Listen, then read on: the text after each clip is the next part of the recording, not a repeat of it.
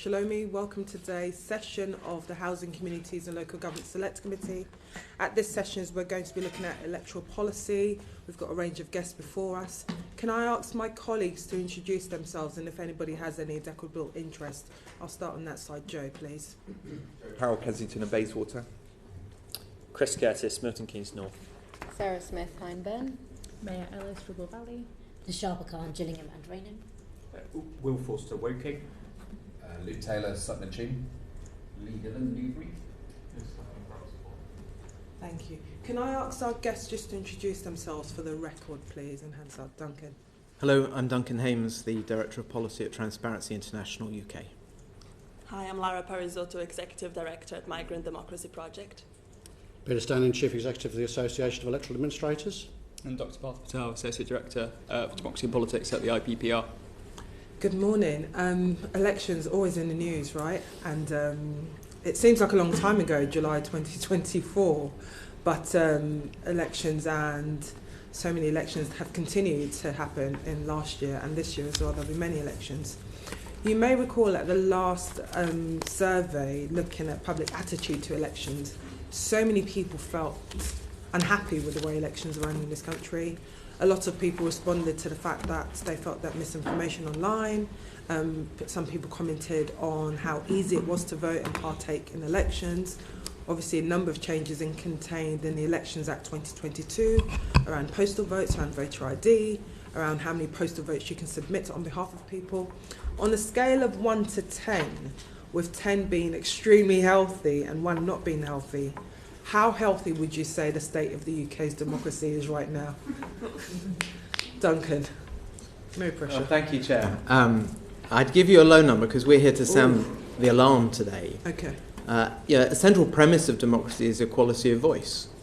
And the role of money in politics distorts that and is increasingly distorting it in very extreme ways. And you only have to look across the Atlantic as what is happening. Only last weekend the world's richest man closed down the largest humanitarian effort in the world, and no one ever voted for him. So we need to ask ourselves: are we going to sit around and see whether that could happen here? Are we going to make sure that actually our elections are one in which people do have equal voice? Our research found that the cost of elections has been rising, costing up to £100 million for a major party in a major election cycle, not least because last year the election campaign spending limits were increased by around 50% for the first time in a while. But shockingly, so much of the money that the political parties rely on comes from so few people. In 2003, £85 million in private donations. 2/3 of that came from just 19 donors, 19 people, 2/3 of the private donations in British politics. There was a similar pattern at the time of the EU referendum. The very small number of people, I think it was about 10 on each side of the argument, being sufficient for their donations to cover the whole of the regulated, permitted spending amount. And unfortunately, what we also see is those that give a lot of money are recognised in such a fashion that they might have a reasonable expectation of that. We found that in the last 20 years, nearly £50 million had come from donors who were alleged to have secured privileged access or influence or honours.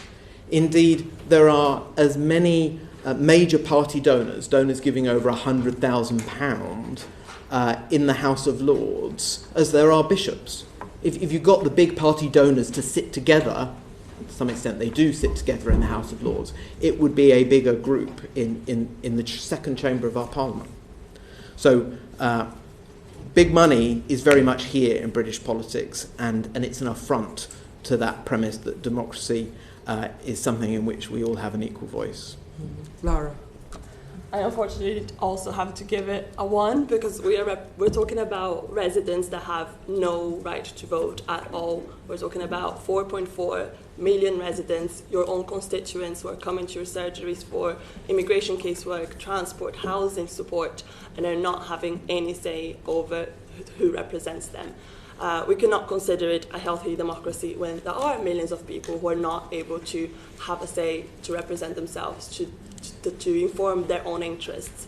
We cannot consider it a healthy democracy when those migrant residents that do have the right to vote, Commonwealth and EU citizens, are not voting nearly as much as their UK counterparts because of lack of information, lack of support, lack of awareness. And the government's response in the Elections Act has been to further disenfranchise EU citizens from their right to vote. So 171,000 EU citizens have been removed from the right to vote with the Elections Act. And that was really clear during the general election when EU citizens were so confused about whether they could vote or couldn't vote.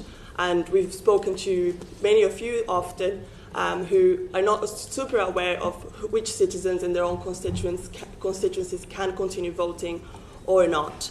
And it cannot be considered democratic because the point of democracy is that it's equal for everyone, it's participatory, that those that live, work, pay taxes, contribute to public services are able to have a say over their future. And that's simply not happening for millions of people who live in the UK, who make part of the UK. This is 16% of the UK population, 10 million born abroad.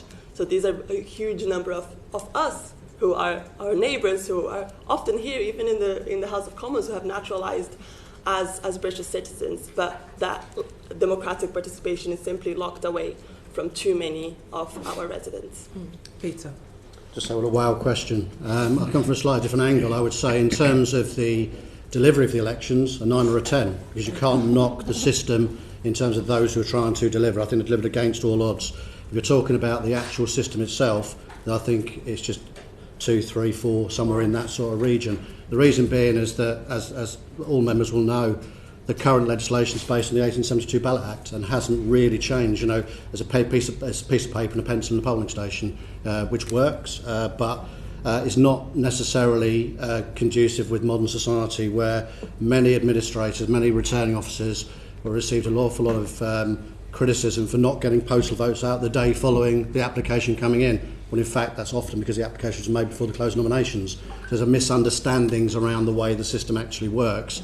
So I think in terms of where we're at, that act and the changes to the way people engage with the modern way we deal with most things that we do now, so I would call it the Amazon culture type of thing, nothing wrong with that, but that does not apply to elections. But within the boundaries that administrators work, I think the biggest story was there was no massive story about the election falling over. It was about the election results, and that has got to be seen as a positive in terms of that boundary. But the legislation needs looking at, definitely. I mean, I think it's difficult to conclude anything, but the health of electoral democracy in the UK is in pretty bad shape, and I can say that with confidence because it's really easy to tell. Turnout patterns in elections are one of the best barometers we have of social and collective well-being, because elections are basically the points at which we collectively express a desired future en masse. And it's that mass dimension that matters most. It's the mass dimension that separates voting from all other forms of political activity. It's the mass dimension that is receding. 1 in 2 adults living in this country voted at last year's general election. That's the lowest share of the population since universal suffrage, since women were given the right to vote. I think that should be setting off many more alarm bells than it currently is. It's surely one of the big questions of our times. Where did all the voters go? We're getting awfully close to that tipping point where elections lose legitimacy because the majority did not take part. And that's quite a dangerous place to be, and I can say that again because we can see signs and symptoms of that. Just months after last year's election, there was a petition to rerun it. It's easy to be flippant about that, but 3 million people signed that. That's more than 10% of people who actually cast a vote. You know, and we look at the US, Duncan mentioned the US, we look at the election denial movement there and think, that can't really happen here. But the ground beneath your feet can actually fall through much quicker than you think, especially when so many people have lost faith in the idea that the future is susceptible to human influence. That's the entire premise of democratic politics. And I think all of you have touched on some of the challenges that we are facing with democracy. Obviously, there's issues around funding, there's issues around participation, there's issues around access there's issue around who can vote. How confident are you that the government's actually taken the health of democracy and elections seriously, or is this, I think you touched on it, Peter, more people focused on the majority of the government as to actually how many people participated in the election? Difficult to answer in terms of we're still very early into the term of office. The Law Commission's published their report on electoral reform several years ago now, and nothing's moved forward on that side. That's not to say there's been certainly some positive noises coming out with regards to trying to look at some of the more mundane issues within elections, and say maybe things such as timetabling, and certainly there are lots of recommendations coming. I'm sure the Electoral Commission later will come forward on some of their recommendations too in that sort of area. I think, however, it's reaching, leaning on from what Partha said, it's reaching the point where we almost need to stand back and look at it as what are we trying to deliver in terms of, as I say, I'll go back to the point, we've got 80% of what we do now was written in 1872, and we've sedimentary put things on top of that, and there's been a lot of unintended consequences. There are issues with postal voting, for example, well documented in Scotland, partly because of the short timetables, partly because of the reliance on suppliers and the supply chain, partly on the reliance of raw mail in those things. So there are lots of things around the edges that actually maybe the time has come for just a stand back from what we're trying to achieve, rather than tinkering around the edges with what we've currently got because of those changes that have already come into the system. Duncan.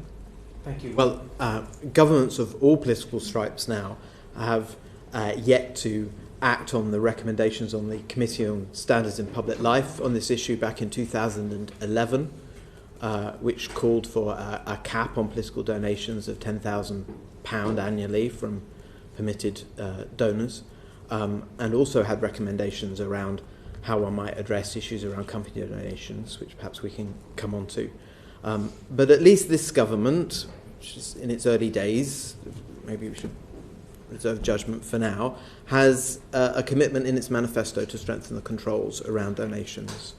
Yeah, I think the case that we would make is, whilst there are lots of small changes that you can make that try and strengthen the existing controls, fundamentally, if your system works on the basis that some people are allowed to have disproportionate influence over elections, as long as they're the right sort of people, you are going to struggle to make those controls work.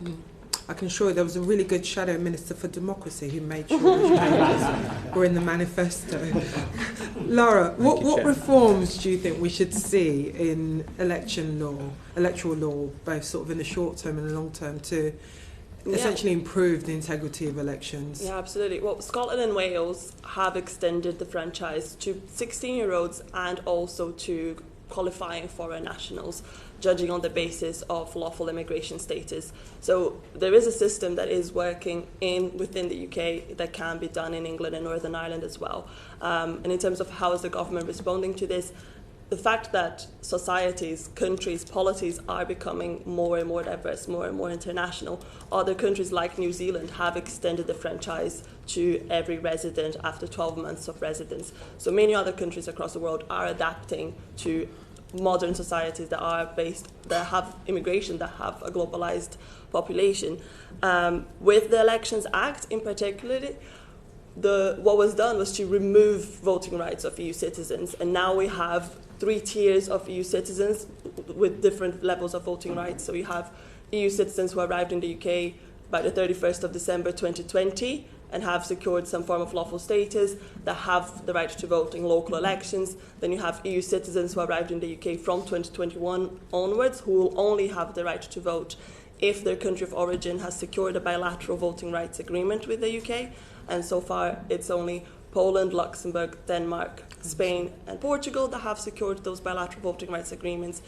And then there's a third category, that if you're an EU citizen who arrived in the UK from 2021 onwards and you're not from one of those countries, you will not have the right to vote in local elections.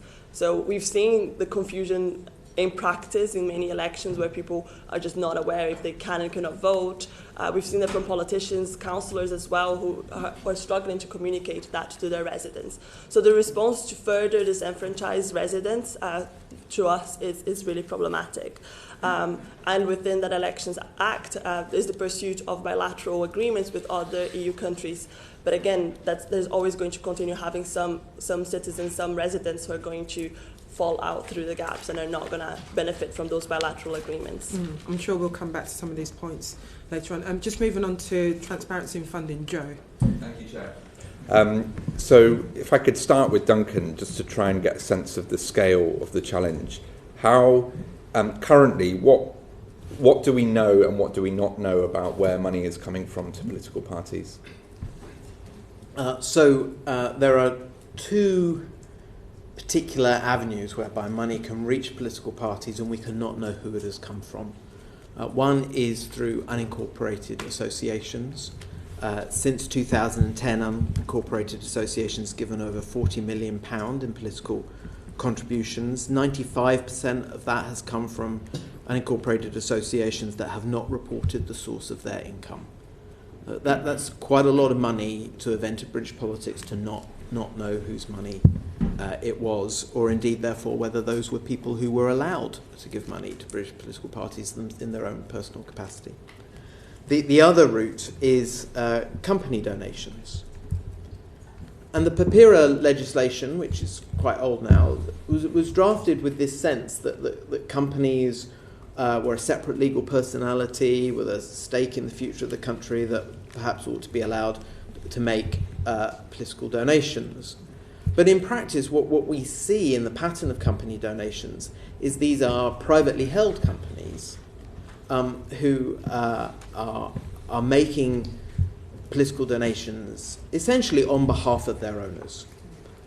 And although this is seen to be a lawful practice, in many respects it is not very different from the channeling provisions which are prohibited, right? I cannot give your money to a British political party regardless of whether you're allowed to do it yourself personally. But if you set up a company and you put money into that company can give money to a British political party. Sometimes the ownership structures, not even just the ownership, but the pattern of the transactions can make it very hard to be sure exactly where that money has come from.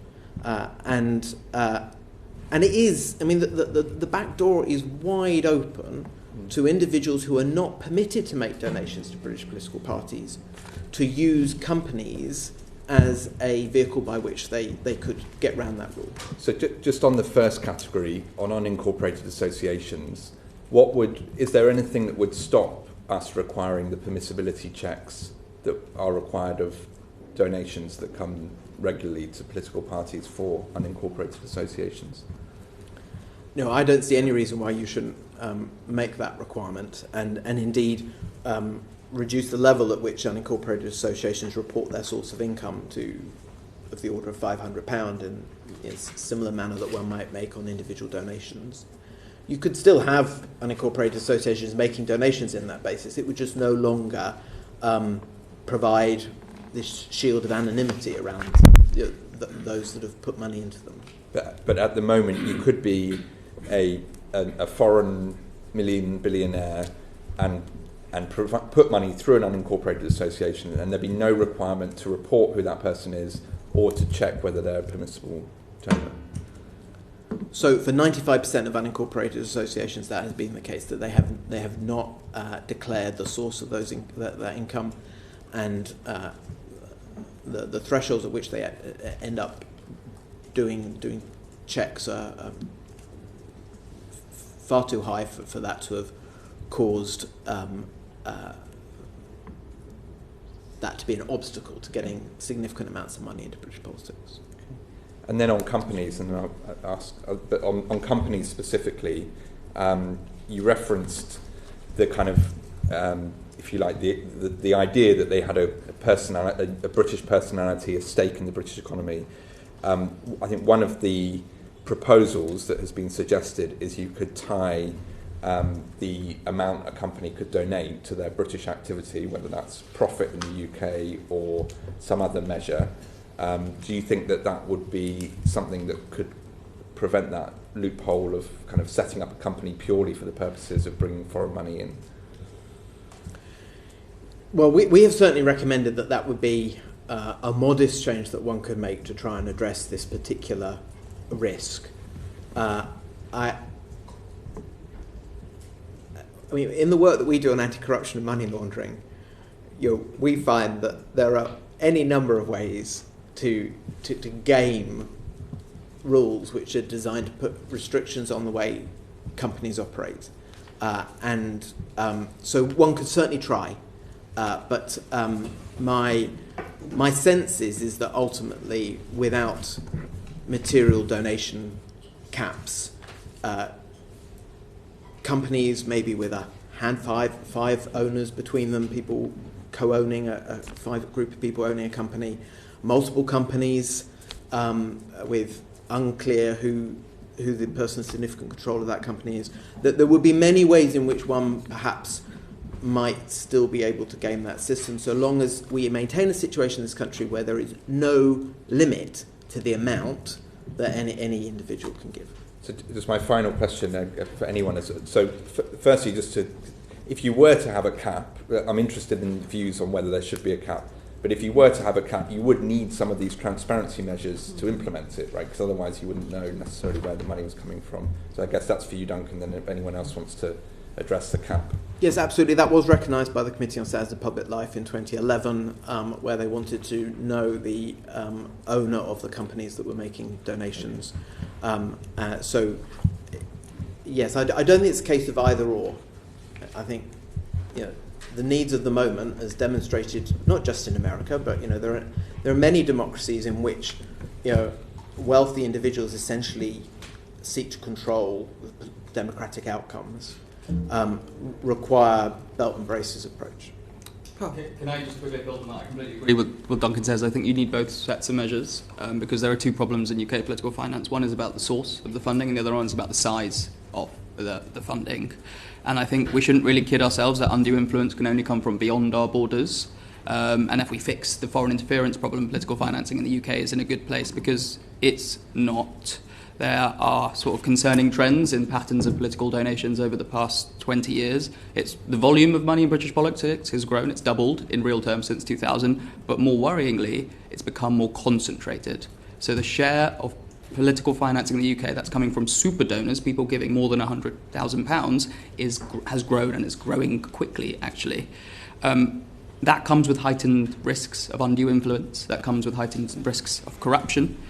And it affects public perceptions. It affects public perceptions and public behaviour. There's emerging evidence linking rising concentration and volume of money in British politics to low voter turnout, to distrust of the political system. And if we all agree, which I'm sure we do, that this is one of the main challenges of our time, then doing something about the volume and concentration of funding in British politics is a good idea. And that's where caps can come in. They help not only with the foreign interference problem, but they also help you with the concentration problem. And the last thing that's worth saying on that is that the UK is somewhat of an outlier relative to other European democracies. France, Germany, Italy, Spain, Portugal, Belgium all have political donation caps.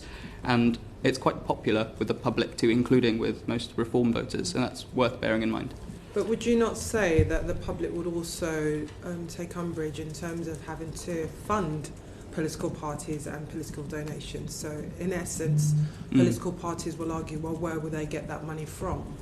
Yeah, and that depends on where you set the cap, and this is probably where me and Duncan might disagree. The IPPR view is to set the cap at £100,000. Other expert bodies have suggested a much lower cap of £10,000. If you set the cap at that level, you will need alternative sources of party financing. If you set the cap higher, you don't have to answer that question right now. You can answer that question later. You can put in the higher cap, reduce the risk of corruption now, and start a cross-party conversation on how to get alternative sources of party funding. Quickly. On your point, Chair, if you reduce the spending limits, reverse the increase that happened last year, reduce them down to 16 million as a national spending limit in line with the Committee on Standards in Public Life recommendations, then that would help the political parties deal with the question that you present. Because the principal challenge they face is not just how much they can spend, but how much their opponents can spend. It's an arms race.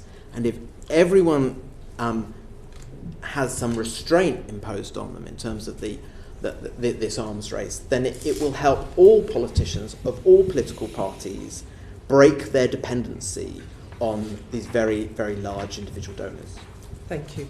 Just moving on to foreign interference in UK elections, and hopefully our colleague will not be sanctioned after this Thank you, session. which is why you chose me to do this question.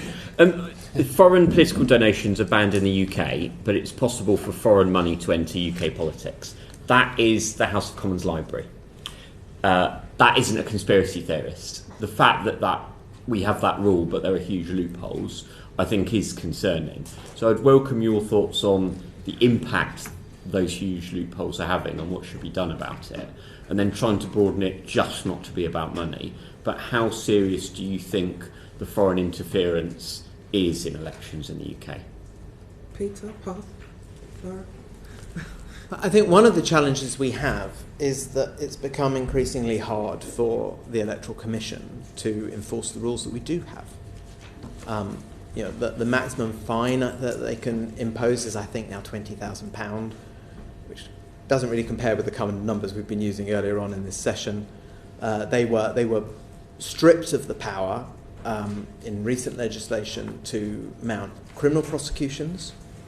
I think I could privately mount a criminal prosecution, but the Electoral Commission isn't allowed to, which is perverse. And certainly where the police, who are pretty busy with lots of other forms of crime, don't seek to bring criminal prosecutions under the law, having an independent body like the Electoral Commission able to do so would be very helpful. And they lost an important part of their independence. It was a very powerful signal when the requirement was introduced that there should be a strategy and policy statement for the Commission published by a government minister. It really doesn't live up to international standards. You see that sort of thing happen in other countries, and you start to question the independence of their electoral regulatory body. If we want to be able to mount proper defences, we do need the watchdog to have the independence to do that. They and others have looked at cases where it has appeared that foreign money has come into British politics, and they have, as far as we can see, been unable to do anything about it. There was a case where a bank raised a suspicious transaction report because it could see the connections to Russian bank accounts of a major donor to a British political party. He gave nearly £500,000 to a British political party within weeks of receiving several millions from his Russian father-in-law. There are other instances, sadly. We have a major donor recently who had served as a minister in the dictatorship in Mubarak's dictatorship in Egypt. We have the interesting case of the donations made by Aquind Limited, which initially everyone assumed were essentially donations coming from the party supporting director of that company, who gave interviews about how, as a supporter, what he wanted to see from the future leadership of the party that he'd been donating to. But it was only subsequently going through the records that we were able to find that the owner of that company was a dual national, British-Russian dual national, who had made his money from Caspian oil pipelines. So I think the House of Commons Library are quite right to say that one way or another, money that has essentially been earned overseas by overseas actors has ended up making its way into the campaign funds of British political parties. And we haven't been able to do enough to stop it. I'll be brief to not repeat too much, but there's agreement among most experts, not just the House of Commons Library, it's this committee a few years ago, it's the colleagues behind me, that UK political finance is vulnerable to foreign influence, and that is within the letter of the law, if not the spirit of the law. It feels like a relative no-brainer for us to act on that. Many of the ways we can do that have been mentioned already, but some of the other ones are you can apply a know your donor policy onto political parties, ban corporations from donating anything beyond their UK generated revenues or profits, You can put the due diligence checks on unincorporated associations. These things are all quite easy to do, and we should wonder why we haven't done them. I will just re-emphasise my point that we shouldn't kid ourselves that this is the only problem with UK political financing. Public contractors is a good example. It was very prominent during the pandemic about how procurement contracts were given to donors to the party that was in charge of the British state at that point in time. So there's another point of conflict of interest. The US is not held up as a gold standard for political financing, but even they ban public contractors from donating to political parties from the period at which negotiations start to the period at which the contract is completed. And if you look at people getting public contracts in the UK at the moment, there's quite a high share of them that donate to political parties. Luke, you wanted to come in quickly? Yeah, just a very brief point and open question. We've heard about how foreign citizens living here are unable to vote, yet the system is set up that foreign citizens not living here are able to donate massive amounts of money to influence the process. Does this seem particularly perverse and contradictory to you? Yeah, absolutely. The people that I'm talking about, the residents that we meet on a day-to-day basis when we're out doing voter registration drives, are ordinary citizens, residents of the UK who have been, one case, a Brazilian man who works as an Uber driver. He's been here for 18 years. He has indefinite leave to remain, but he's just not prepared to pay the almost £2,000 fee to become a naturalised British citizen. And we shouldn't ask that from him because he has been here. He has an interest in the school that he takes his kids to, in the state of the roads that he drives on. He is probably like a key worker during the pandemic, but is not being able to have any say. And I think it's perverse on your side as MPs as well, because you are seeing these residents come to your surgery on a weekly basis, receiving their casework, and in turn they can't vote for you or vote for someone else. Sorry to pick on you, Mr. Powell, but you came first on our research of the highest number of unenfranchised residents, with 32,000 residents without the right to vote. And I don't work in your office, but I can expect... Right, yes. But I can expect there's a really high number of casework, both on immigration and in many other cases that I'm sure you're doing a really great job, but those residents are still unenfranchised and without the power to either thank you or find other alternatives. Yeah. Lewis, you wanted to come in quickly? Yes, so in the scenario you've just given us, so he can get the right to vote if he becomes a British citizen, is that correct? So in effect, you're misleading us a bit because it's his choice. So there is a choice available to him. If he wants to become a British citizen and get the privilege to vote, he can do that. He's choosing not to do that. I would say it's not a choice when the cost of British citizenship is £1,600 just for the application fee itself, amounting to over £2,000 if you consider all other legal fees. But I'll take that point. However, there are many nationalities across the world that do not allow dual nationality. So, for example, a Japanese resident here in the UK, again, with indefinite leave to remain, would have to make a really tough choice of abandoning their nationality of origin to vote in their country where they live, where they reside, because very likely they still have ties to their country of birth, but they've made their home in here. Compared to myself, when I moved to the UK, I immediately got to vote at least in local elections because I had an EU citizenship. So I think that the question of choice, we can argue whether it is a real choice when the cost is so high and some people are actually locked out of that choice. We're going to move on to voter engagement. You do agree, though, that becoming a British citizen is a real privilege? So I become a British citizen. I applied for my UK naturalisation and now have a British passport. I chose to do that because I actually really wanted to vote. Voting for me is really important.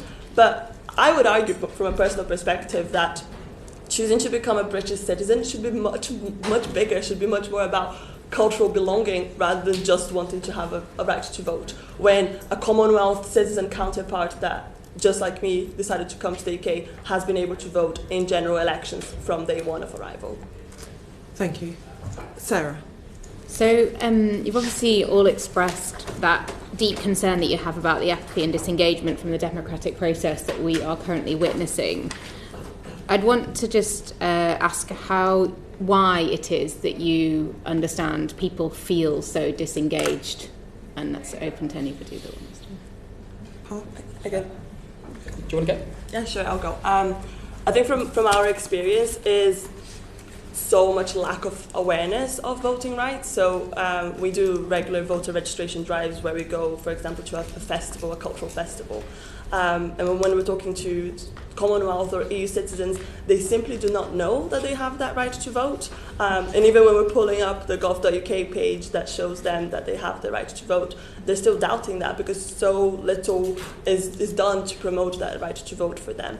And during the general election, because of all of these changes that I mentioned earlier about some EU citizens being removed from the right to vote, there were very contradictory messages on who had the right to vote. So we came across some influencers on Instagram and other social media platforms that were saying, EU citizens, you can now vote in general elections. And that information was passed on to people with followers of over 20,000. And we had to message them and ask them to please correct that because it wasn't true and they were giving misleading information. But it wasn't their fault, because if you went on the gov.uk register to vote page before the general election, it said the general election is on the 4th of July, this is who can register to vote. And on that list, it includes British, Irish, Commonwealth citizens, EU citizens that arrived in the UK before 2020, and those EU citizens that are from one of those countries that have bilateral voting rights agreement. So when you're just looking at the register to vote page, you understand that you have the right to vote. And if the top of the message says that the election is happening soon and this is who can register to vote, you're almost understanding that you can, because registering to vote is one right and then voting is another. So there was a lot of contradictory messages around that. And I think that leads to that statistic that 66% of EU and Commonwealth citizens are registered to vote, compared to almost 90% of British and Irish, because of that lack of information, lack of understanding. Of course, form, the gov.uk form not being translated, so we relies on civic society organisations like ours to put a lot of effort and money onto translating materials and going to churches, mosques and other events to get that information out there.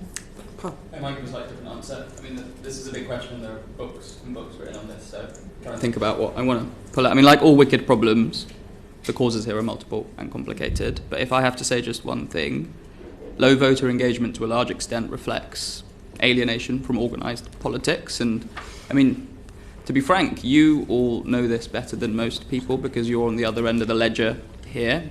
You know, you're actually, in a way, the experts on this. You're elected politicians. You feel and see the anti-politics mood of the times up close every single day, and you know it's an actual anger. You know, the distinguishing political mood of the times is more angry than it is apathetic. And we know this empirically true. There's heaps of survey items. People like me have no say in what government does is rocketing. People like me think it's not worth voting is rocketing. And there's disparities here between top and bottom third of the income distribution, between people who have been to university and people who haven't been to university. There are broadly two ways in which I think about what's underlying this. There's the individuals, and what is it about individuals that make them not really want to engage with the political system. And then there's the political system and what's changed in the political system that's alienated people from organised politics, because it's easy to forget it didn't always used to be this way. On the individual side, it's along the lines of what Lara was saying. It's about awareness, it's about education, it's about social and economic backgrounds, it's about getting time off work. All of these reasons are the classic reasons, and we do sometimes actually over-focus on them, so I won't say enough about them. They are very important, and some of them are very easy to fix. But there are changes in the political system that have alienated people from organised politics over the past 30 to 40 years. They include the withdrawal of parties from civil society, the convergence of the mainstream parties on policy issues, the decline of working class MPs, the unresponsiveness or the unequal responsiveness of government policy, high-profile scandal and corruption, the rising role of money in politics. The list goes on. These are things that we can correct to some extent. We're not going to fix the issue. It's the 30 to 40 years in the making. The problem right now is the trend is still going in the wrong direction. And in this Parliament, you can take steps to at least reverse that trend. And I feel like that should be the target of government policy. Duncan, you wanted to come in, sorry. I just wanted to come back quickly before, just to say, and to what extent do you think also, you didn't mention the role of social media and how that's part of the picture we now find ourselves in, and also to what extent the impact of trade unions and linked to that, the issue around working class MPs. Yeah. I mean, these are big questions. The way in which people relate to one another and then relate to the political system that's about collective governance has completely changed. And to be frank, I don't think we've completely understood that, and therefore policy hasn't really come to terms with that reality.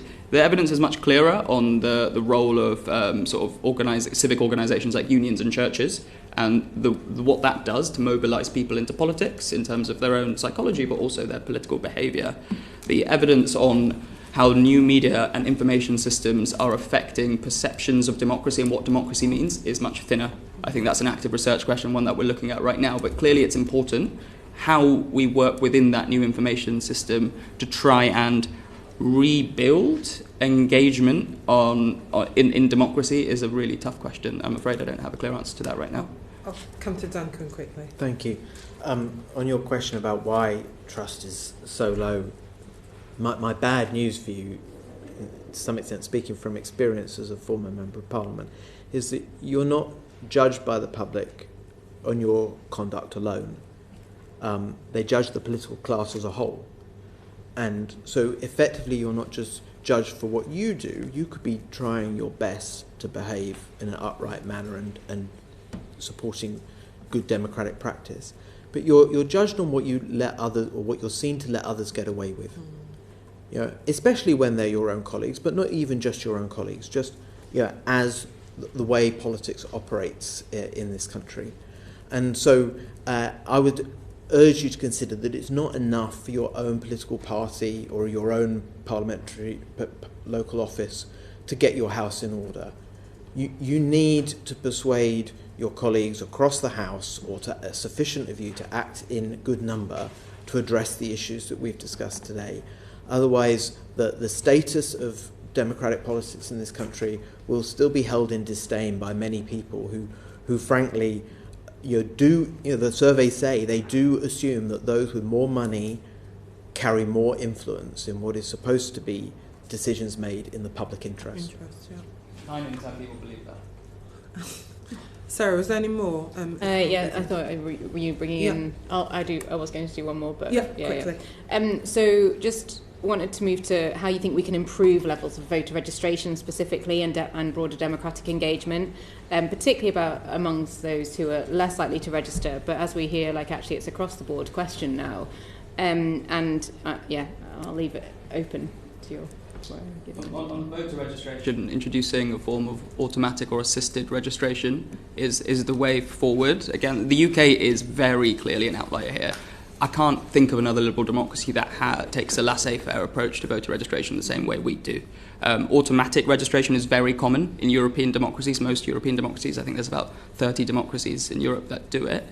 And assisted voter registration is common in the Anglophone countries. That's America, Australia, Canada. We don't do either of those things. There's no good reason that we don't do it, because it's not that difficult to do. Automatic voter registration is fast-acting and high impact. And there are different ways in which you can think about it. Some are more complicated than others, but at the moment we have a system where you have local electoral offices in local government.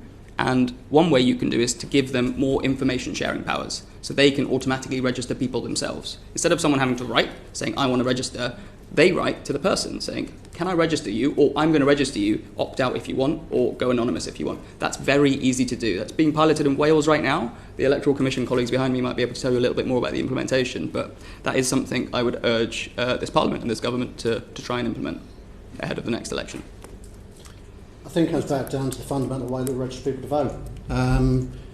We've had significant changes over the last few years, certainly in my career. It used to be household registration. We used to have the canvass, the head of household registered people. The canvass now doesn't do that. It just audits and it invites people to register. That was a fundamental decision made in the change by Parliament in terms of this is the way we want to do this. So things like AVR and the other systems, we need to understand what it is that we're trying to fix and what's the best method of doing that. Data sharing, absolutely. There are massive databases that electoral officers do not have access to. It's very much a locally based thing, but we don't have access to DVLA. There is data matching to DWP and things like that, but there's somebody there who should be on the electoral register. I also think, going back to your earlier point about social media and just general media reporting, fortunately, unfortunately, I think it's unfortunately, there's a great emphasis on Parliament, a great emphasis that every 5 years there'll be a general election. Let's focus everything on that. Every Thursday, across the country, there's an election taking place, whether it be a parish election, and we've got the discussions now about local government reorganisation to contend with.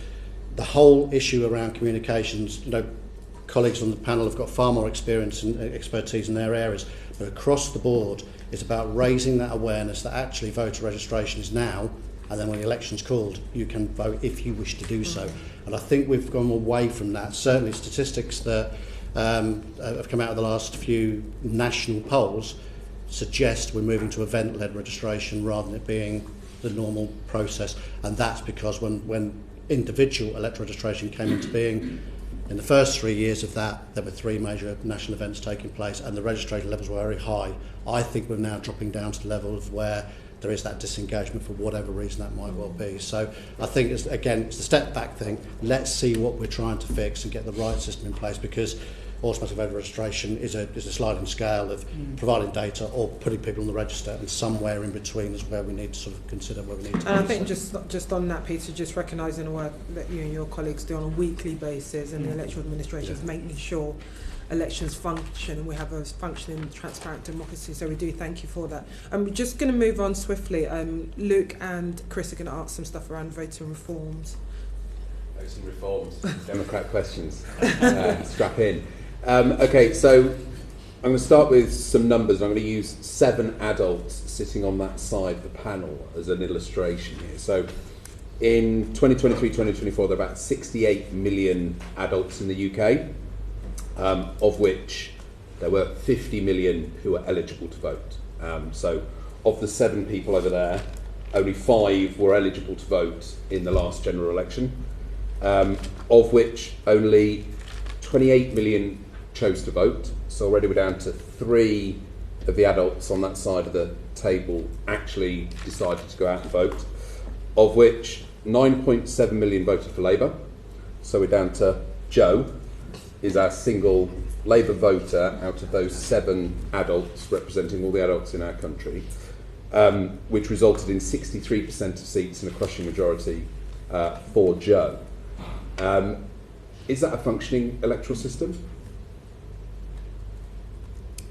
I'm not sure I can answer that. I'm going to say whatever system's in place, we will administer it. So I'm going to interpret that as a question about the voting system. I think that's what you were getting at. First past the post. The first past the post system. I mean, again, we're not going to have time to have a proper debate on this. This is an issue that has periodic revivals in British political history. The prospects currently are just very low. You're right, Labour won a historic majority on an extremely efficient or an extremely disproportionate distribution of votes, right, depending on which way you see it. Distribution is the key word there. The main thing about the first past the post system is that geography matters. Where you live determines how influential your vote is in any given election. Now, you can make an argument for that or an argument against that. That is the key difference. There are lots of instrumental differences between majoritarian and proportional systems, effects on public attitude, perceptions of political efficacy, voter turnout levels, the stability of policy. All of those things are, the evidence says, sort of better, basically, in proportional systems compared to winner-takes-all systems. But the debate should be happening on the intrinsic level. Should it matter where you live? Should all votes be equal regardless of where you live or not? That is the question. That's not for me to answer, that's for you guys to answer. Who wants to come back on that really quickly? Laura. I'm not going to comment on first past the post, but still on reforms. There's the philosophical question of why are so many of those that have the right to vote not voting, and I think touching on Sarah's point as well, that for example there are over 1 million Romanian residents in the UK, but no Romanian MPs. And that point of seeing yourself in politics is really important to get people inspired and wanting to vote. And they're still staying on Romanian residents. There's single-digit Romanian councillors across the UK, and that really inspires you to participate in politics. But on the practical sides of voting, with the introduction of photo ID, one angle that we are concerned about is that a lot of migrants do have a form of photo ID. They either have the biometric residence permit cards or a passport that they often are asked to prove their immigration status. With the move to e-visas, however, many migrant residents are going to lose that physical proof of their ID. So there's the question of how are they going to continue voting in person if they don't have that photo ID with them anymore. So there's some contradictions in the system of immigration policy pursuing, for example, e-visa, whereas on democracy we're still asking people to take some form of physical proof of their ID to vote.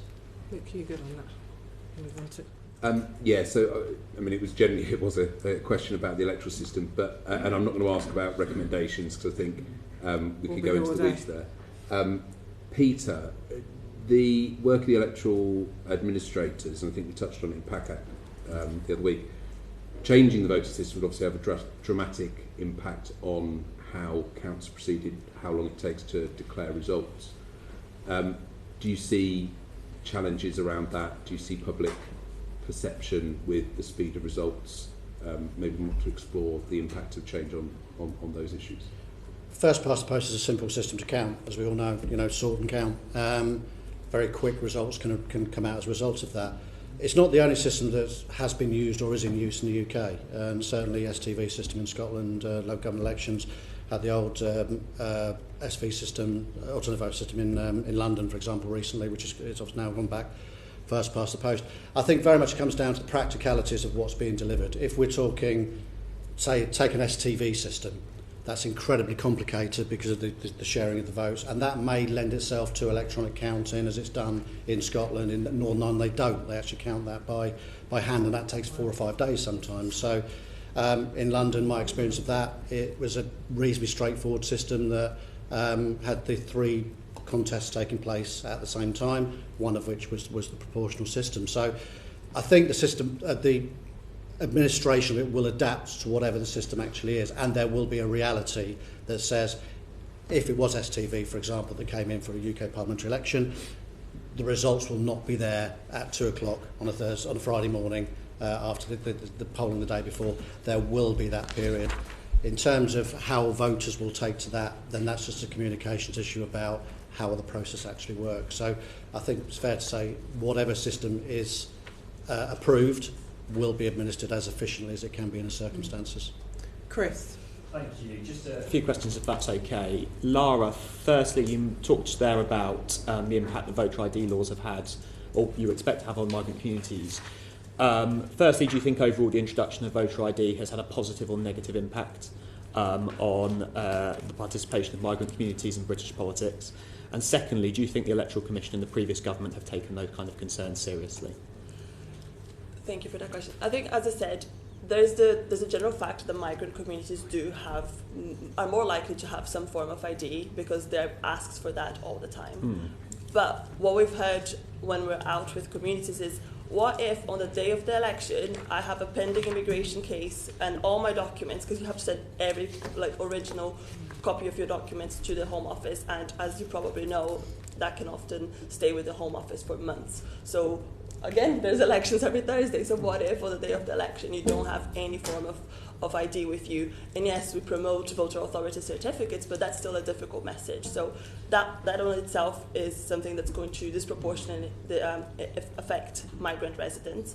And as I just mentioned, the move to e-visa is something that has just been postponed by the government, but we are concerned about when it comes into practice that people are simply not going to have their IDs to vote. So you'd say negative? Yeah. And do you think that the previous government and the Electoral Commission took those concerns seriously? We've not had a very thorough conversation on photo ID with the previous or this government. What we've been focusing on a lot is on the extension of the franchise, which I would say has not been taken seriously. Thank you. Peter, in I think late 2022, your organisation put out a press release saying it's no longer realistic to successfully introduce voter ID in May 2023. A quote directly from you said, "We risk electors being deprived of their right to vote." Do you think the Electoral Commission in the previous government disagreed with you and thought you were wrong, or do you think they didn't care about electors being deprived of their right to vote? That was at the time the voter ID was first coming in. It was a very constrained timescale that meant at that particular period the communication to staff in terms of understanding what they needed to do was taken on board. The Electoral Commission, I believe, are on the same page as us in terms of those risks and to the actual electoral process.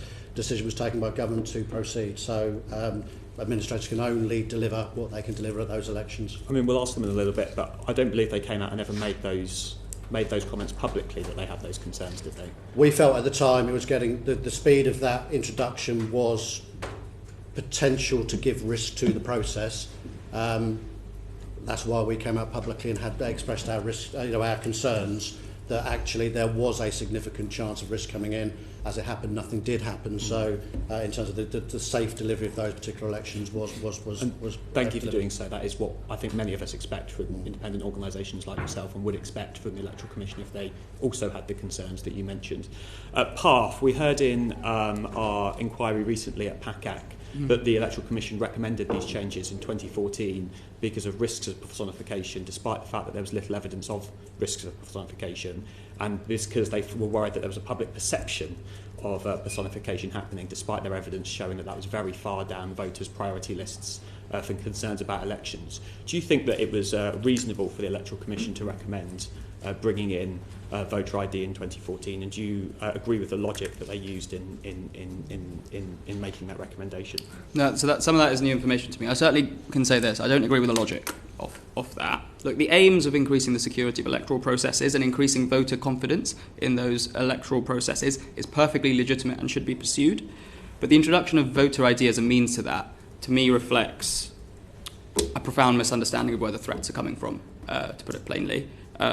And there are negative consequences of introducing voter ID. 2 million people didn't have acceptable ID at last year's general election. That's 5% of the electorate, according to the team behind the British election studies, quite an esteemed group of researchers.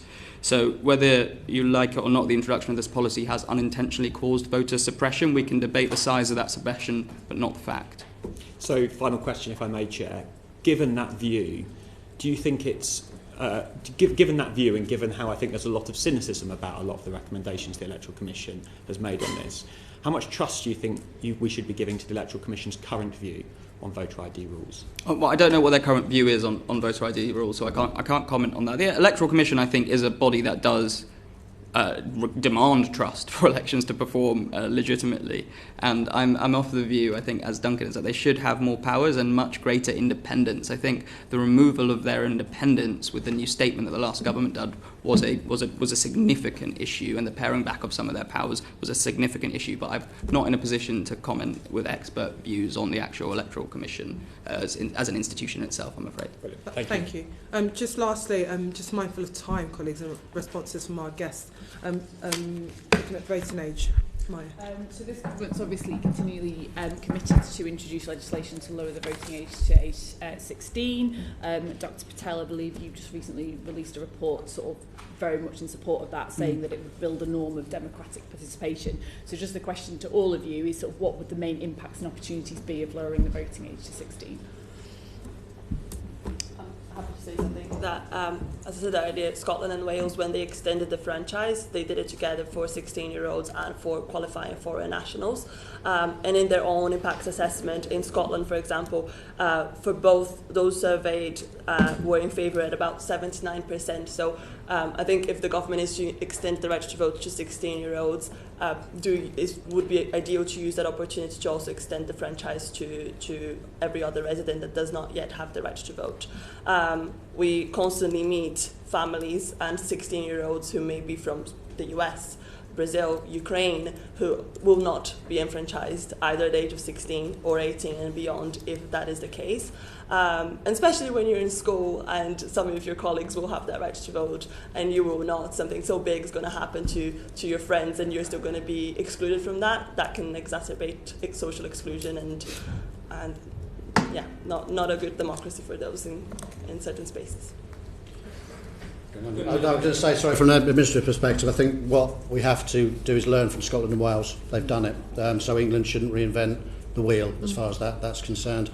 A couple of areas that I think the committee would like to hear, I suppose, is really around the fact that the differences between the registration of Scotland and Wales to what's been proposed, there will still be some bits where they butt against each other. So it'd be helpful to get that consistency of one system that, respecting devolution, the fact that actually we're talking about 16, 17-year-olds being able to register. But I think the crucial bit is one, communication about the individual being able to, and let's not reinvent the wheel. Let's go down the lines of actually using the good practice that firstly Scotland, then Wales introduced when bringing this in. So it's a reasonably straightforward administrative process. Yeah.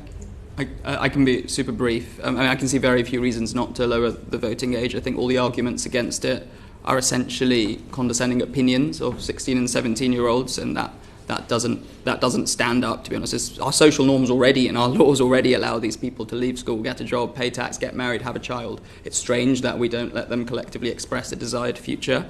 I mean, in terms of the impacts, it will bring 1.5 million people into the franchise. So in the sort of the immediate term, that's like a small but significant increase. In the longer run, the impacts are probably more positive because of the thing you refer to. It sort of helps build a democratic culture, a habituation. If you vote at 16, you're more likely to then vote at later ages. At least that's the evidence that's coming out of Scotland. It's slightly more complicated in Austria, but in Scotland that is what we're seeing.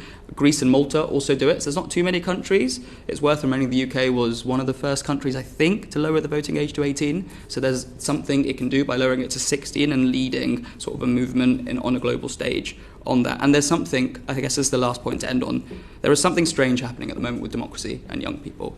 I think we all know this. Yeah. The socialisation, the politicisation of young people has changed, right? We could say that. How it's changed, we don't know. But it doesn't look very optimistic.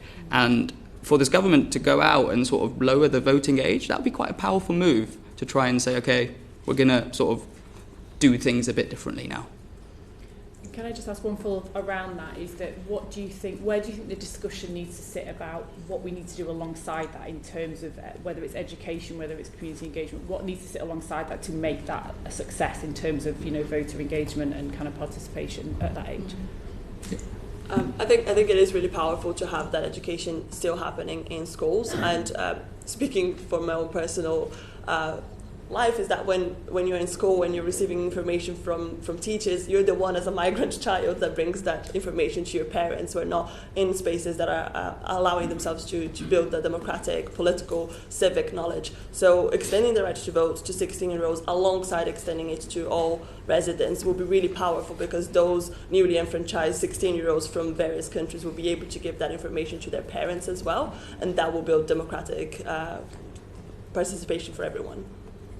I think it is education in the correct form. And that goes back to the point I made earlier. Elections take place every Thursday. It's not just the once every 5 years. I'm afraid there's still that ethos that is the case. If we can get that ingrained into people's psyches, the potholes in roads are different to making law, for example, going forward. So that is really fundamental. But that is for the experts in education to be able to work alongside bodies such as the Commission in terms of what's the best language. Yeah. Great. Thank you very much to our guests this morning. Given us a lot of food for thought and something that I'm sure we'll continue conversations on. I'm just going to change guests now. Thank you.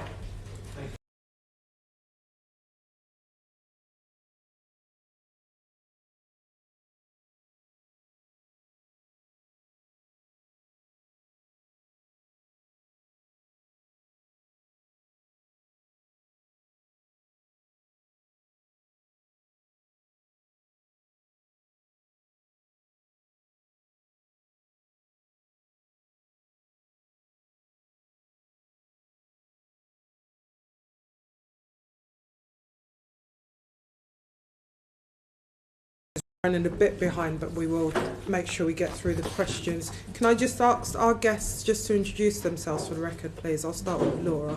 Hi, I'm Laura Douglas. I'm Head of Regulatory Support. I'm John Pullinger. I'm the Chair of the Commission.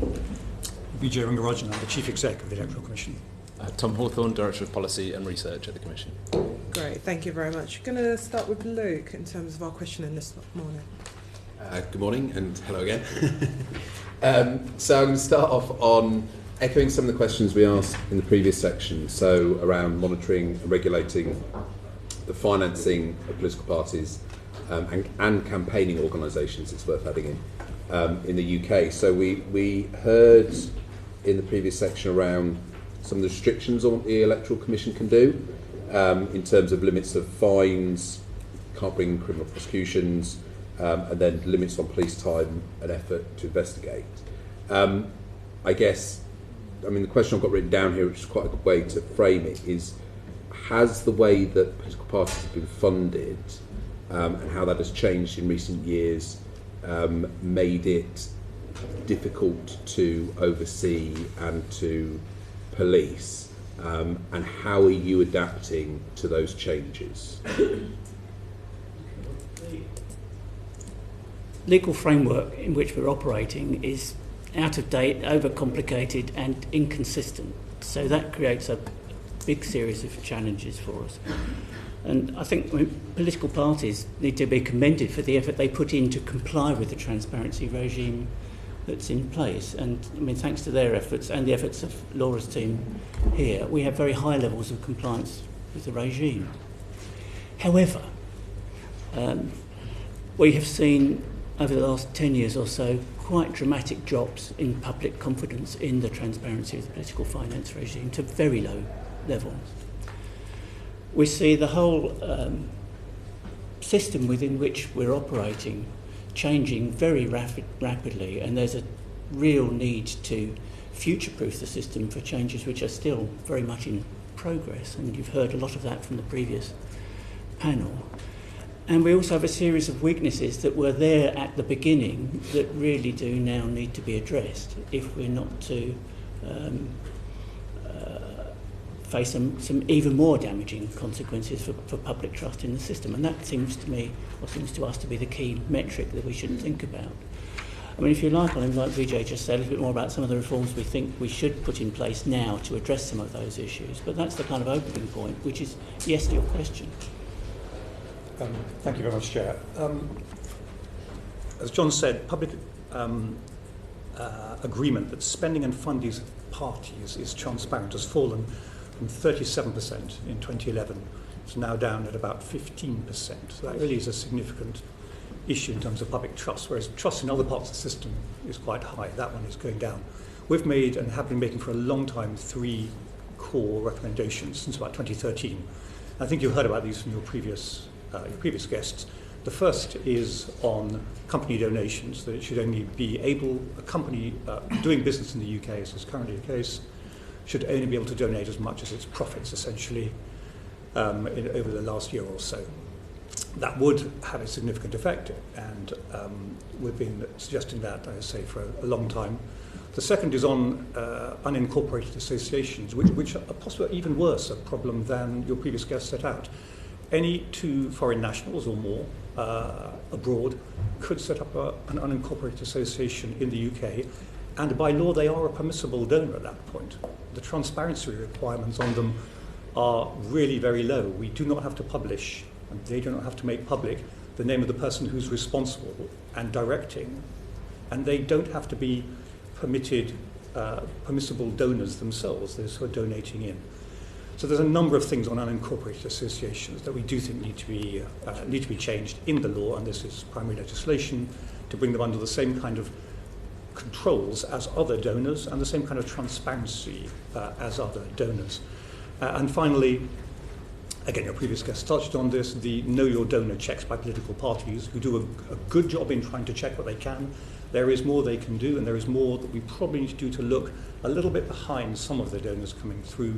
We have the agency or other requirements where you can't donate through someone else, but it's great if the parties themselves can build their capability in checking who their donors are and asking the question when they have any concerns. So those are our 3 main recommendations, which we think won't completely make the system perfect, but they would fix some of the significant issues that we have seen and your previous guest have pointed out. Can I just take advantage and congratulate all of the various party treasurers, local party treasurers and agents around the country for the incredible work they do in complying with... Keeping us out of prison, Luke. Well, yeah, exactly, yeah. Although their frequency of declaring us as the legal necessities in the process is slightly disappointing. It does take the sheen off their achievement somewhat. But yeah, it's incredible the work they do and the abilities they have to comply with the rules that are very clearly set. I couldn't agree more. We have been stepping up tremendously the amount of support that we give to parties. I mean, the main parties have good operations in place. We have now over 400 political parties in the UK, and one of the challenges of the system is if you're one of the smaller parties, compliance with this is a real challenge. And so Laura's team in particular, and if you want to say more, have been stepping up tremendously the support part of the enforcement. So we're not just trying to enforce after the event when someone breaches inadvertently maybe some of these complex laws, but help them to comply long before they have to actually produce what are very long and complicated returns, as you know. Yeah, I'm going to just say briefly, we provide guidance and support for parties and campaigners, and we want to do that in a way and at a time that works for them. Our key objective is making sure that people understand their obligations, but also that they can campaign with confidence. At the most recent election, we had over 800 requests for support around filling in the candidate return, and we also want to make sure that those parties that don't have massive teams understand the law and are able to participate in our democracy. And we do this primarily through feedback that we get about how the law is applied in practice and make sure that's reflected in our guidance. And importantly, as I say, just provide that targeted advice and support. Yeah, you've answered some of the follow-up questions, but I will just ask, and keep it brief, so conscious of time. What specific changes do you need to see from the government to ensure the Electoral Commission is best able to ensure the integrity of political funding? So what changes? We've spoken about some of the problems. That's just two. First of all, the ability to have fines proportionate to some of the more serious offences, and we don't. £20,000 doesn't necessarily make a dent in some of the people who are potentially committing these offences. We would also like a further set of data sharing powers. It's very, very complex at times to track the money, track some of the donations back through the various channels they have come. We work very closely with the police, with the NCA, with plenty of other agencies. The data sharing between us can be quite a challenge at times. So there's some data sharing powers that we'd also find very helpful. If I may, Chair, just one other thing which is not so much about us but for the system. It's to deal with the horrendous inconsistency between the regime that candidates face, which is criminal for everything, and the regime that parties face, which is civil for anything. And that creates a huge jeopardy for you and your agents and for political parties. And that's something which I think would make the lives both of individual candidates and of parties much more straightforward if that was joined up. Lee, very quickly. Yeah, just on the fines, do you find there's a issue with recovering the fines once you've set it? Because if you take the unincorporated body example, 2 foreign nationals set up a unincorporated body, make a donation. If you fine them, how do you get the money back at the end? So most of our fines, I think, have been on political parties rather than unincorporated associations, because under the law as it stands, an unincorporated association is a permissible donor, so they're able to do this. In general, no, we don't have a major problem, but we have at times had real problems in enforcing some of the fines. But in the end, it just takes a long time, and I think we had to go to civil recovery on a couple of occasions to do so. Thank you. Nishalva. Thank you, Chair. So we heard from the previous panel in quite some detail about the potential influence of foreign individuals and organisations in UK elections, particularly around finance. And I know, Vijay, that you just referenced it there as well. But what are the main challenges that you face in monitoring and regulating the threat of interference from foreign nationals and organisations in UK elections? I mean, clearly there's the financial one, which we've touched on, so that is quite significant. Separate to that, we were looking very closely before this general election at the social media sphere and the mis and disinformation that was flowing. We were looking at the abuse and intimidation, and we obviously published quite significantly. Some of that was clearly events outside, particularly in the Middle East, which immediately came back into the British domestic political sphere. And we were looking, and we were clearly worried about some of the influence of AI and how that would be used in some of the technologies. I don't think any of them were dominant or affected the election result. We gave a fairly positive assurance at the end of it. But they are clearly things we can't be complacent about. So we are concerned about the social media world and what we can do on that, particularly the changes to things like fact-checking. And we're working very closely with other regulators on how we can actually support candidates and the public to understand what is going on then. We didn't see evidence of, and we work very closely with government on this, of major foreign hostile state activity. and that was good.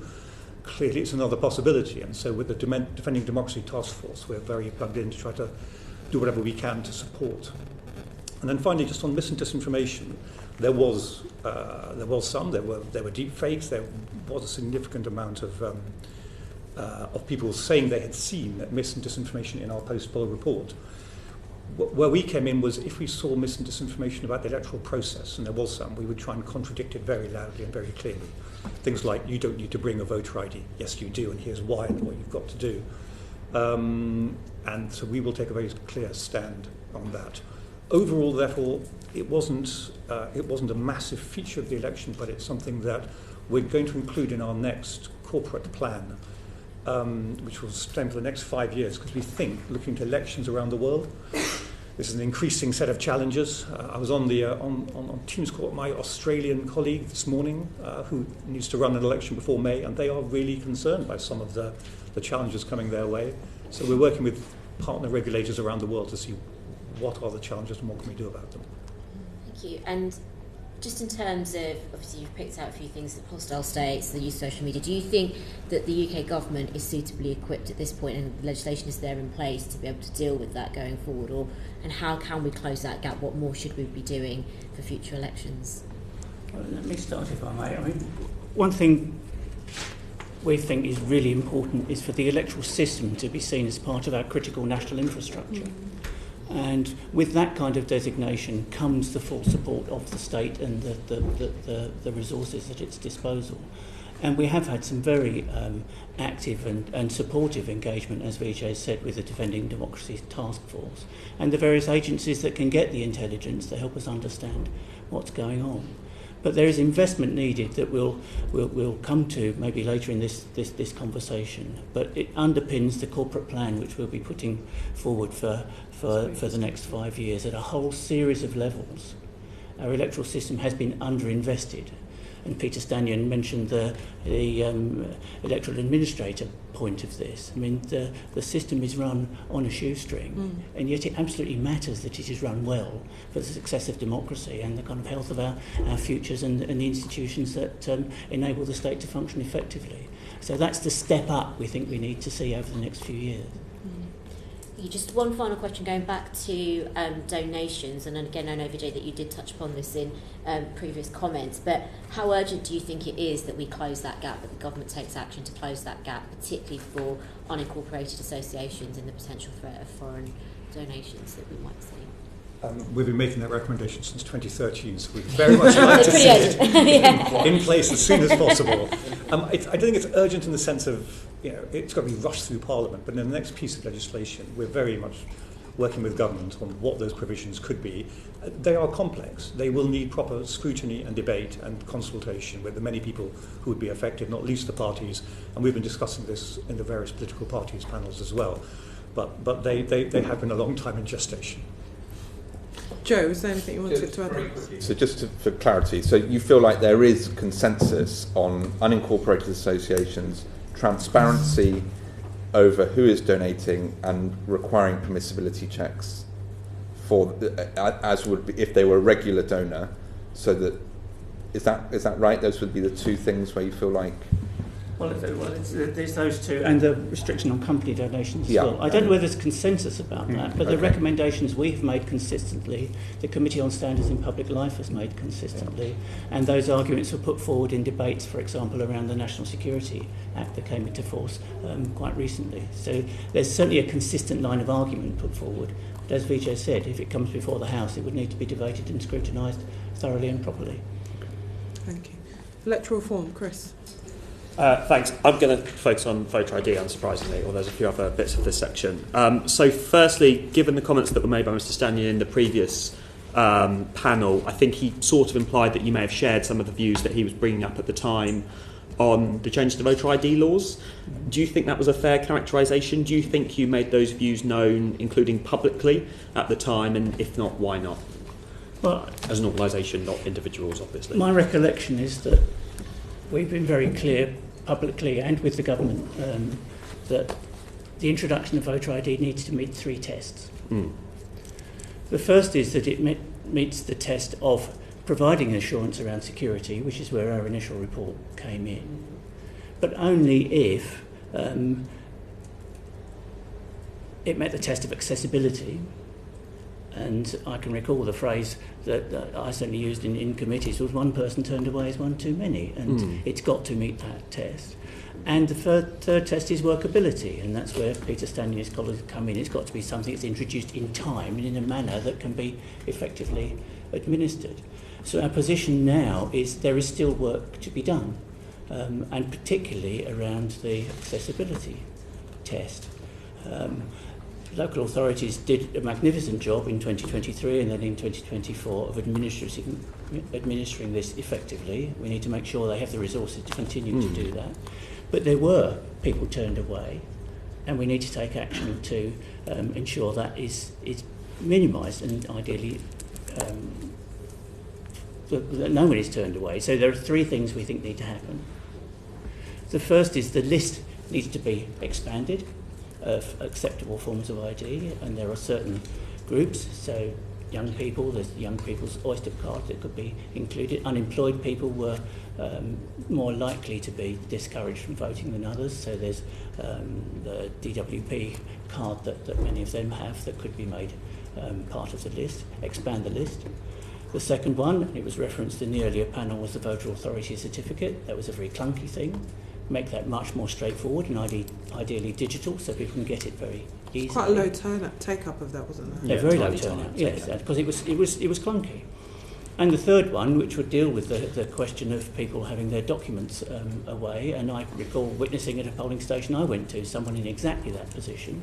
I was very impressed with the presiding officer trying to think of solutions, but the solution that we propose, which is the one adopted in Canada, is to allow vouching for people. If someone who is there knows that you are that person but you can't provide the documents, then that is possible. We believe with those three changes, voter ID can meet the three tests, as it has done now for 20 years in Northern Ireland. That's a lot of work to do in order to fix a system which, as one of the previous panellists said, sort of is fixing a problem that didn't really exist in the first place.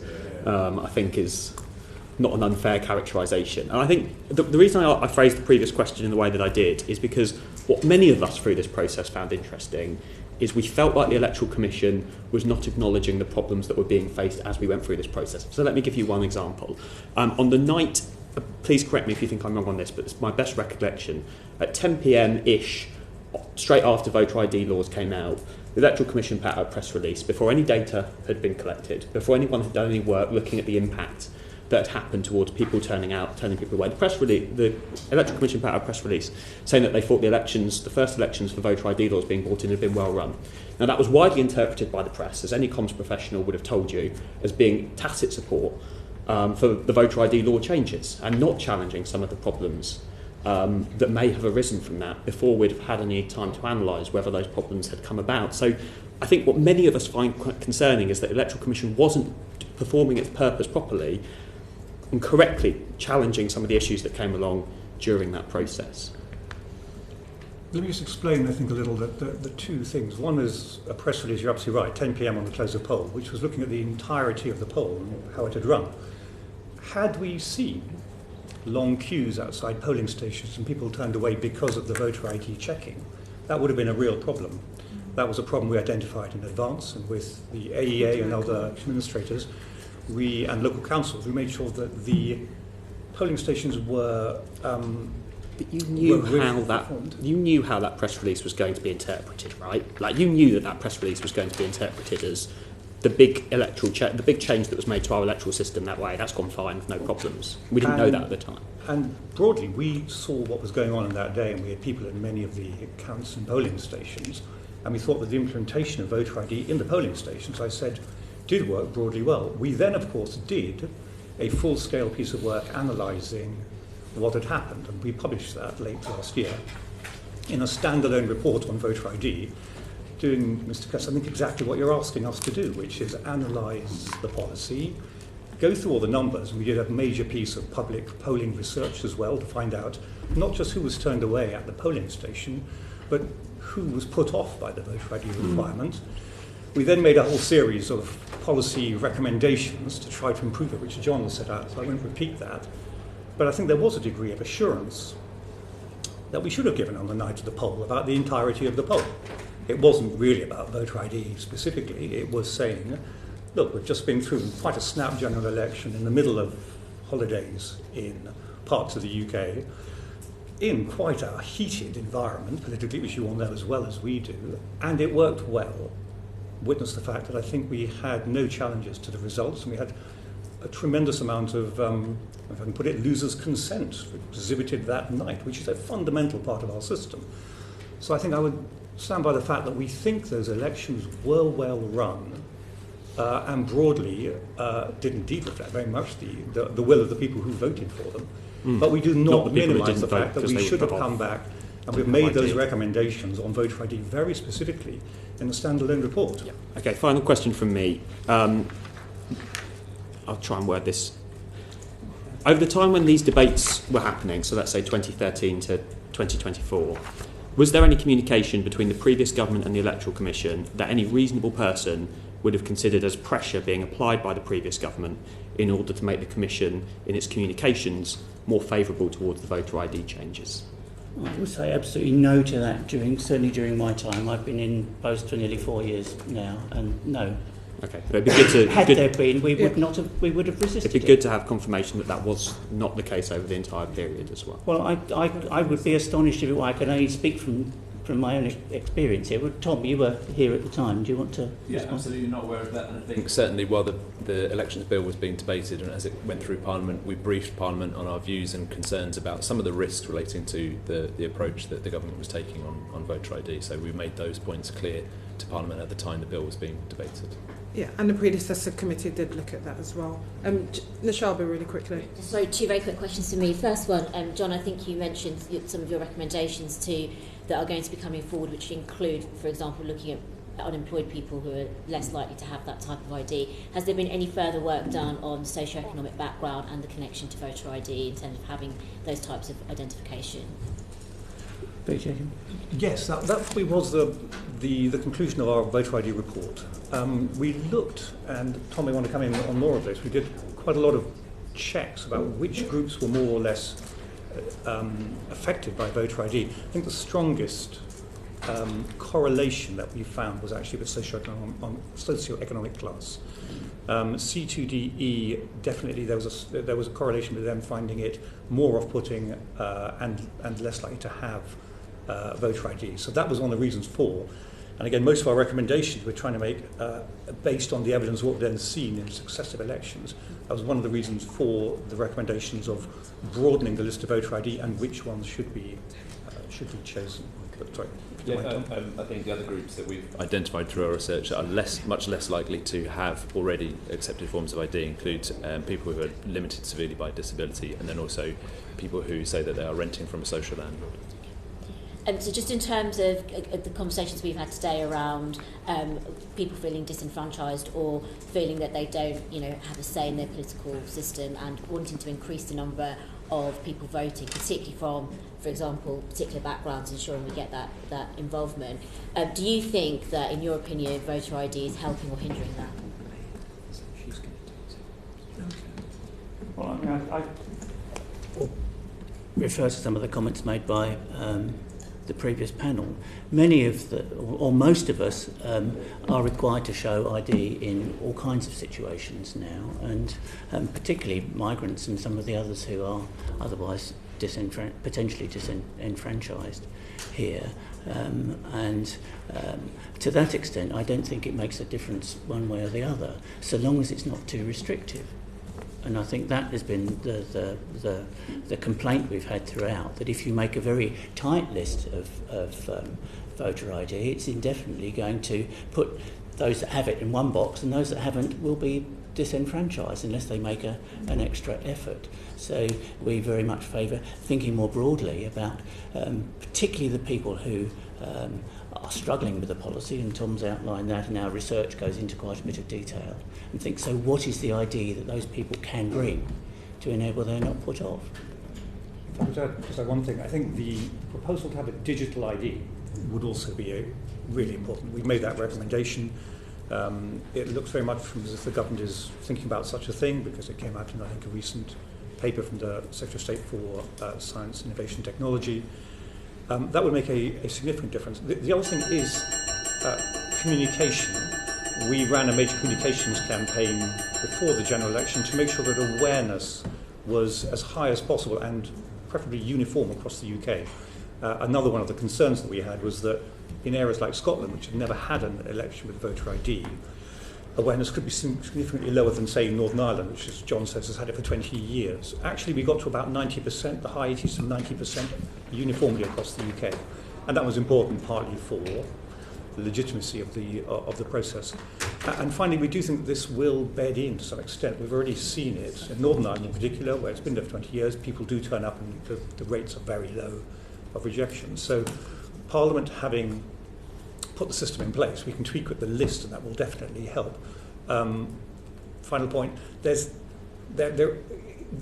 lack of consistency between different elections does cause some voters concern. Do they need to bring, for example, voter ID for the next Scottish parliamentary election? No, they don't. But then they're being told in another way that they do for some of the local elections. So I do think there's an element about trying to both work on our communications, but also some consistency in the process. Thank you. Just moving on swiftly, obviously we could have elections in 12 weeks of May. Upcoming council elections. As was pointed out earlier, they take up more than proportion of the time to some extent. And does the prospect of unitarisation of district and county councils across the country carry risks, in your opinion, in terms of democratic legitimacy? The short answer is yes. We're concerned in several ways, and we've been working really closely with the government and MHCLG in particular about this process coming. And first of all, we are very, very close to the May elections. We and local authorities and many of the independent candidates and parties, they're already committing significant funds and have been working up to these elections. So there's just a timing issue for starters. We can see the case for postponing sometimes, but our overall attitude is that scheduled elections should go ahead. Now, clearly, if they're going to waste money, or voters are going to be asked to vote twice, or vote people into a body that won't exist for very long, there are cases for that. And we can see, and there is precedent for some of the local elections being postponed for a year. Where we get extremely nervous, and I think would have grave doubts, is postponement for more than a year. And it is really difficult, because then you've got essentially a council existing almost past its mandate. Certainly it creates problems for voter expectation, for democratic legitimacy, and for the legitimacy of the decision-making that council is doing while these reorganisations are going on. So we hope to hear soon from the government. I think there have been about 18 applications by councils for postponement.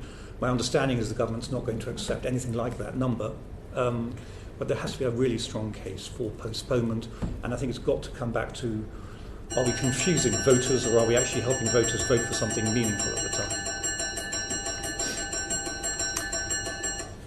Finally, just looking at, we touched on the statement, and I should declare, obviously, I was the shadow minister responding when the government introduced that statement back in February, and the Speaker's Committee also scrutinises the function of the Electoral Commission, and I, in my role as the chair of this committee, sit on that committee as well, just for clarity. In responding to that statement, some of the points that the government outlined was around the Commission should support the effective delivery of the voter ID system and raising awareness. It should support local authorities in terms of issuing the VAC authority forms, and assist the government in terms of tackling voter and electoral fraud. So the predecessor committee looked at the issue of the statement when that was raised. Do you feel that that statement has had an impact on the work that you've had to carry out as a commission, again in light of some of the questions that my colleague Chris Curtis posed to you earlier? Primary legislation that enables the current government to guide the body that is overseeing future elections needs to be repealed.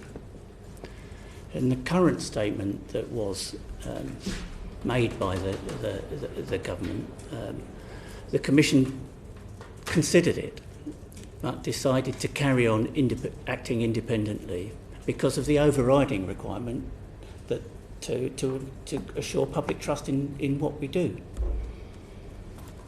So would you prefer if the government retained or repealed that? And would you... The primary legislation should be repealed.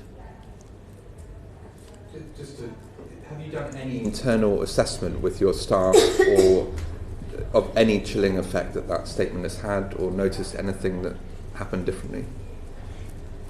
I have done my utmost with staff, as has VJ, to say you carry on as normal. We will continue to act independently because our whole credibility... Regardless of what that statement said? Exactly, yes. But of course we considered it, as we're required to do. But then, in the round, looking at everything else that we're required to do, decided we will carry on acting independently. And that was a decision. So in essence, do you feel that that statement as it stands threatens the independence of the Electoral Commission? Yes, because it is a threat, because it exists on the statute book. So in the public mind and in many debates in this House, there have been statements about the formally independent Electoral Commission and the government having this power, raising the kinds of questions which Mr Curtis has quite rightly asked of us, which would otherwise have been much less likely to have been raised, because it would have been unthinkable. Yeah. Thank you, John, for your sort of highlighting your concerns about the independence. That's really helpful to be honest in front of the committee on that.